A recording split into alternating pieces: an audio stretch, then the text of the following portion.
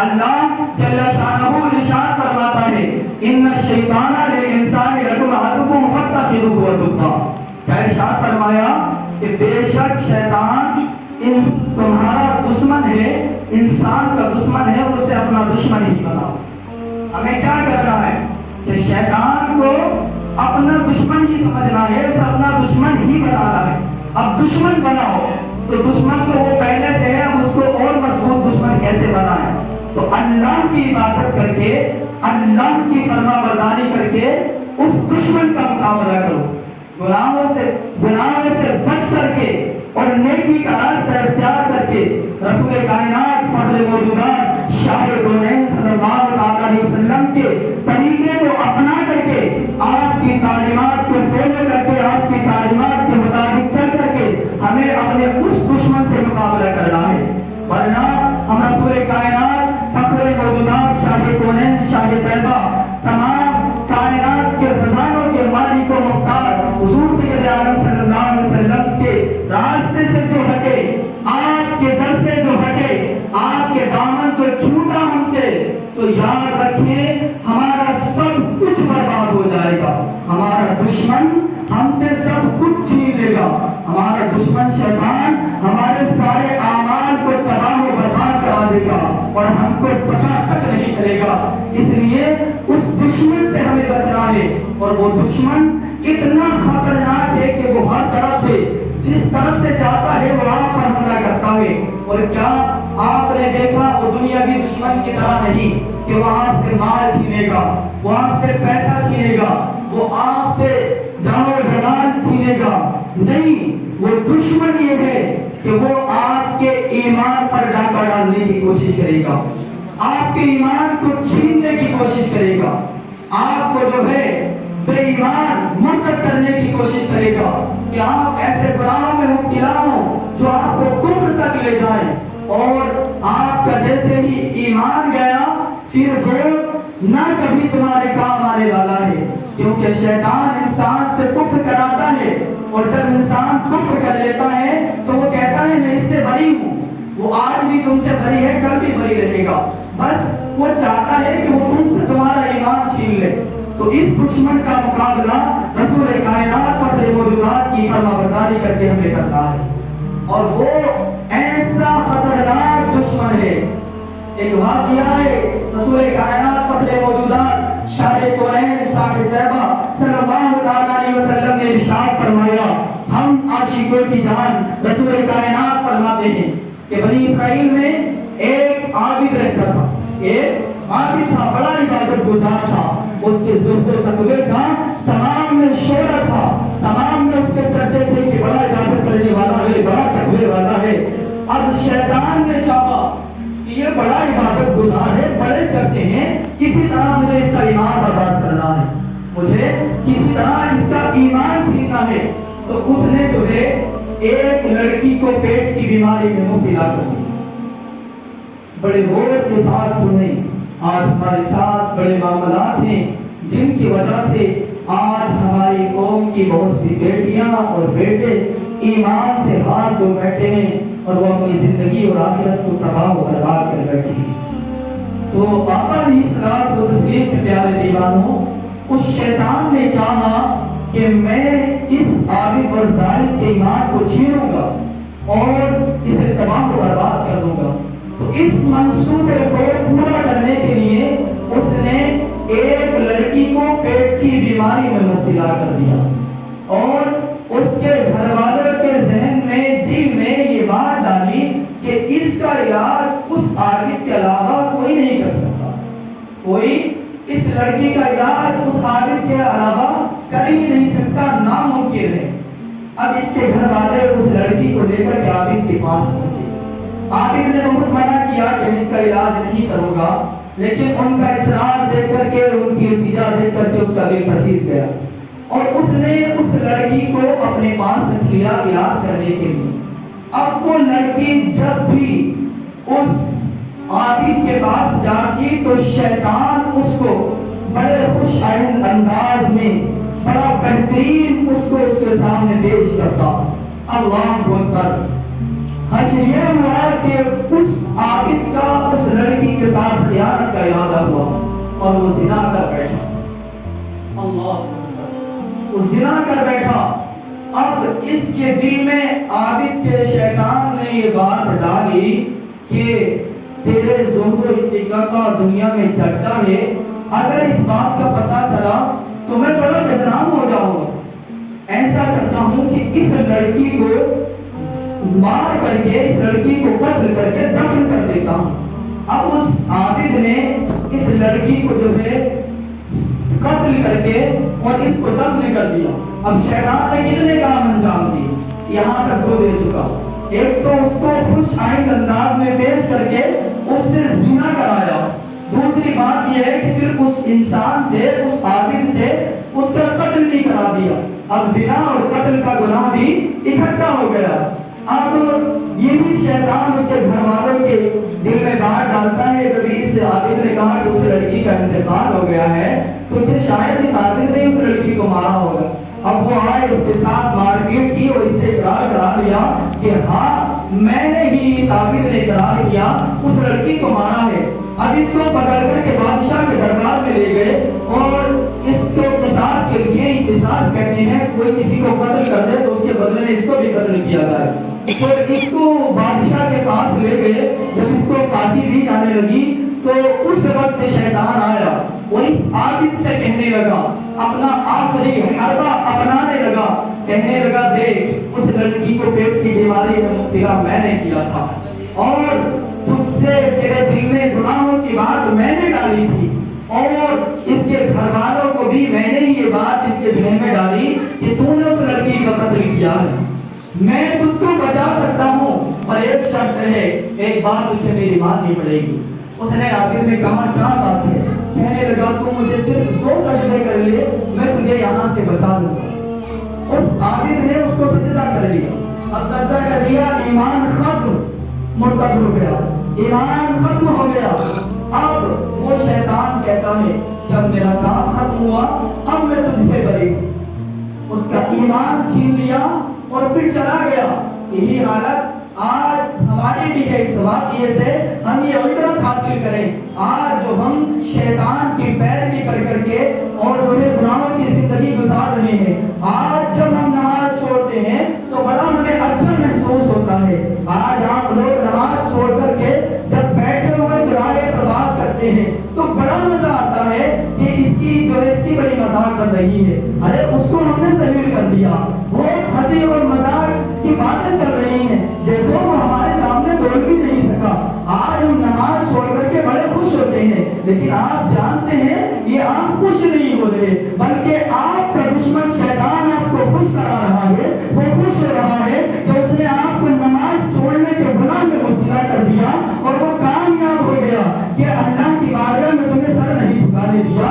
آج جب تم فلمیں ڈرامے دیکھتے ہو تو بڑی خوشی محسوس ہوتی ہے کہ یہ دیکھو اس ایکٹر نے کتنی اچھی ایکٹنگ کی ہے، اس ہیروئن نے کیسے کپڑا پہنا ہے، اس کا جسم نظر آ رہا ہے. لیکن آپ نہیں جانتے کہ وہ آپ سے اللہ کی نافرمانی کرا کر کے آپ کے لیے جہنم کا عذاب تیار کرا رہا ہے. آپ جب کسی محفل میں جاتے ہیں اپنی بیٹیوں کو بے پردہ کرتے ہیں، آپ کی بیٹیاں، آپ کی بیویاں، آپ کی مائیں جب ان کو آپ آگے آگے لباس لا کر کے دیکھتے ہوئے ان کے جسم کے حصے نظر آتے ہیں تو بڑی خوشی محسوس ہوتی ہے. دیکھو میری بیٹی کتنی اچھی لگ رہی ہے، دیکھو میری ماں کتنی سندر لگ رہی ہے، دیکھو میری بیوی کے طرح تو کوئی نظر ہی نہیں آ رہا، اس کا چہرہ کیسا چمک رہا ہے. لیکن آپ نہیں جانتے کہ وہ دشمن آپ کی بہن بیٹی کو، آپ کی بیوی کو، آپ کی ماں کو دوسروں کی نگاہوں کا، دوسروں کی حوث کا شکار کرا رہا ہے. وہ آپ کی بہن اور بیٹی کے ایمان کو چھیننے کی کوشش کر رہا ہے، کیونکہ جب ان کے دل سے حیا نکل جائے گی، شرم و حیا ختم ہو جائے گی تو ان کا ایمان خود بخود ختم ہو جائے گا. اللہ اکبر. آپ جب کوئی بھی گناہ کرتے ہیں تو یاد رکھیں وہ شیطان یہ وسوسہ دیتا ہے اور چاہتا ہے کہ انہیں گناہوں کی زندگی میں ڈال کر کے ان کا ایمان چھین لیا جائے.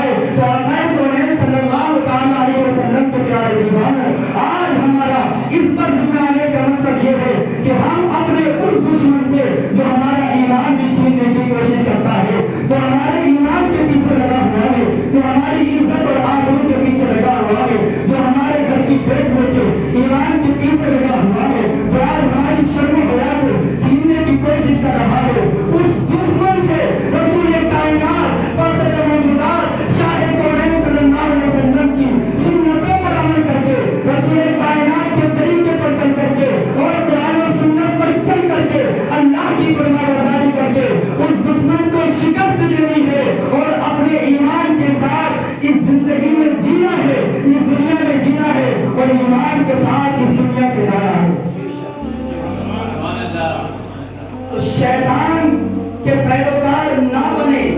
کہ جتنی آج ہم خوشیاں محسوس کرتے ہیں کہ ناچ گانے، اور اگر ہم ناچ گانا کرائیں تو ایک نہیں ہزاروں روپے بڑے اچھے سے نکلتے ہیں، کیونکہ ہمارا نام ہونے والا ہے نا. اور اگر مسجد میں مانگا جائے تو 50 روپے بڑے کام کرا کر کے نکلتے ہیں جیسے دن کا دورہ پڑنے والا ہے.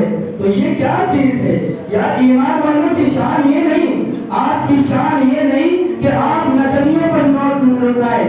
آپ تو چمک والے نبی، بہترین نبی، اعلیٰ نبی کے اعلیٰ امتی ہیں، تو آپ کا کردار اور اخلاق بھی اعلیٰ ہونا چاہیے تاکہ دنیا دیکھ کر کے سمجھ جائے کہ کسی ایرا غیرہ کے نہیں، کسی دنیا دار کے ماننے والے نہیں، بلکہ مدینے کے تاجدار کے ماننے والے ہیں. یہ حضور کا امتی ہے، حضور کے غلام ہے. تو اس لیے آج سے تمہاری زندگی جو ہے گناہوں کی گندگی سے پاک و صاف ہونی چاہیے. تمہاری زندگی میں نماز کی پابندی ہو جانی چاہیے. اور یہ بات کہ ہم سے گناہ ہو گئے تو پھر ہم تو اپنی زندگی برباد کر بیٹھے، اب کیا کریں؟ تو اس کا بھی نسخہ میرے رب نے تمہیں عطا کیا ہے. میرے رب نے تم پر بڑا رحم و کرم کیا ہے.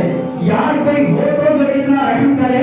آج تم سے، تمہارے نوکر سے تھوڑی غلطی ہو جائے، تم ایک دو غلطی پر اس کو باہر نکال دیتے ہو.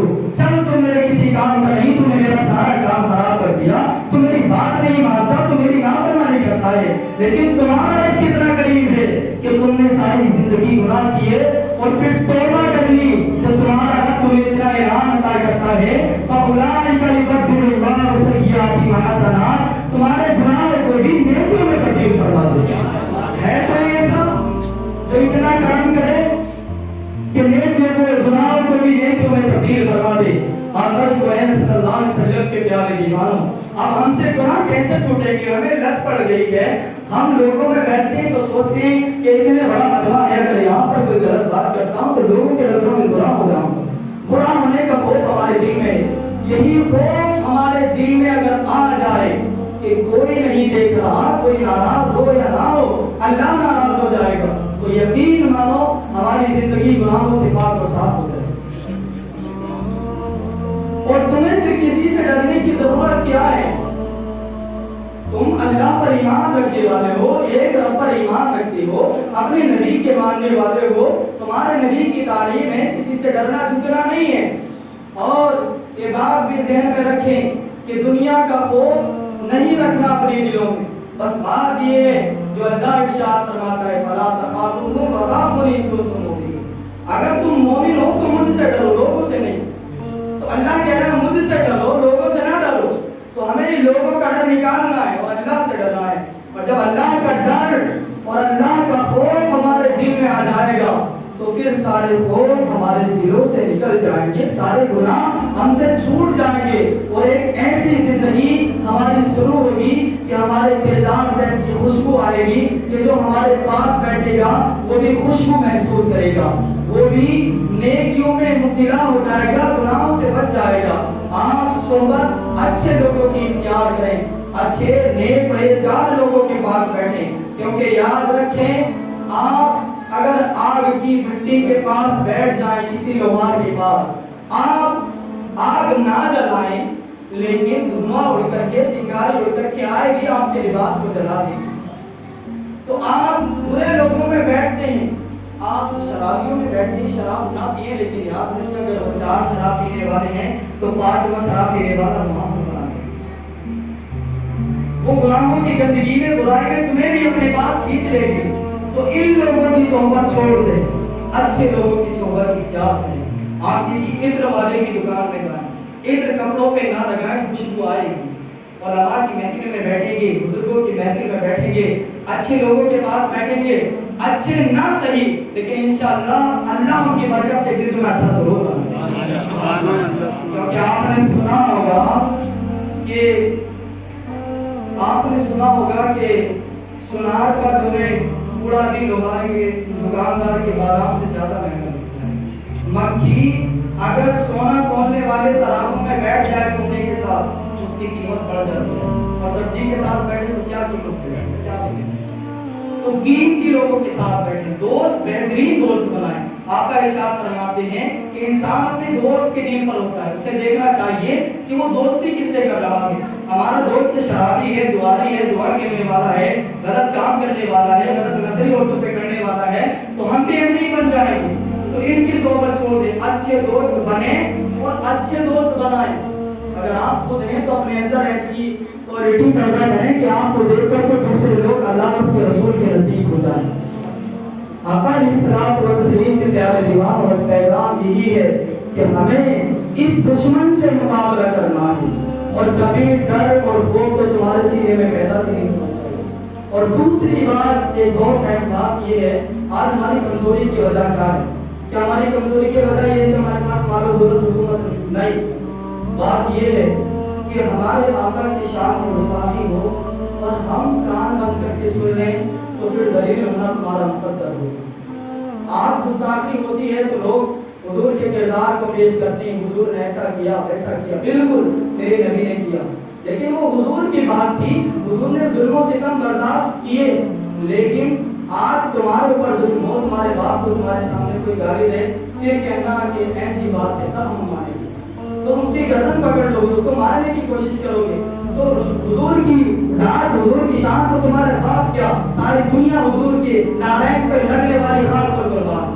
حضور کی شان میں گستاخی اور ہم سن لیں، یہ مردہ قوم کی بات ہے۔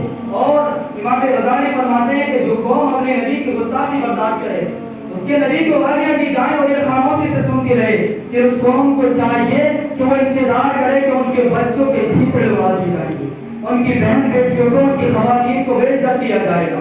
آج ہماری کمزوری اور ساری زندگی کی وجہ یہ ہے کہ رسول کائنات کی رسالت پر، رسول کائنات کی ناموس پر ہم نے پہرا دینا چھوڑ دیا۔ آپ کو کرنا یہ ہے ہر طرح سے اپنے نبی کی ناموس پر پہرا دینا ہے، اور دشمنان اسلام کو بتانا ہے کہ حضور کی شان پر مٹنے والے کل بھی موجود تھے، آج بھی موجود، بعد بھی موجود ہیں۔ اور جان ہماری چلی جائے تو کیا بات ہے، جان دی دی ہوئی اس کی ہے، اب تو یہ ہے کہ حق ادا نہ ہوا، ہمارا سب کچھ ہی ہمارے نبی کی ذات بابرکات سے ہے، تو پھر ہمیں اپنے نبی کی ذات پر، ہمیں اپنے نبی کے نام پر اپنا سب کچھ فدا کرنا ہے، اور اپنے نبی کے نام پر آج ہم نعرہ لگاتے ہیں، سر کٹا دیں گے، ضرور کٹائیں گے، لیکن آج سے یہ نعرہ لگائیں کہ نبی کی محبت میں ہم گناہ چھوڑ کر کے نیکی کی طرف آئیں گے، نمازیں نہ چھوڑ کر رسول اللہ کی غلامی میں ہم 5 وقت کی نماز کی پابندی کریں گے، رسول اللہ کی محبت کو سینے میں بسا کر کے ہم اپنے بچیوں کو آنے لباس نہیں انہیں باپ پردہ رکھیں گے، ہم نبی کی محبت میں اگر شراب پی ہے تو اس سے توبہ کر کے ہم ایک بہترین انسان بنیں گے، ہر طرح کا گناہ چھوڑ کر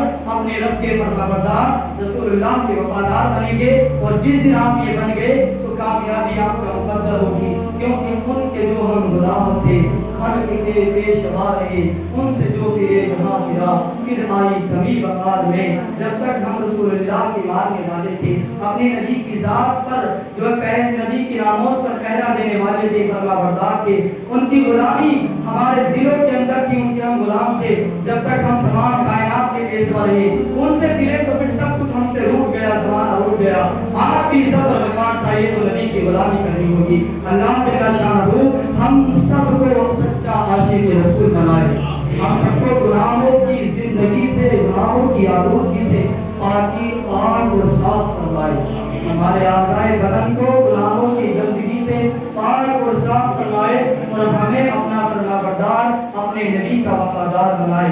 اللہ جل شانہ سے دعا ہے میرے کہنے میں، آپ کے سننے میں کوئی خامی یا بے ادبی ہو گئی ہو، اسے اپنے محبوب کی سب کے معاف فرمائے۔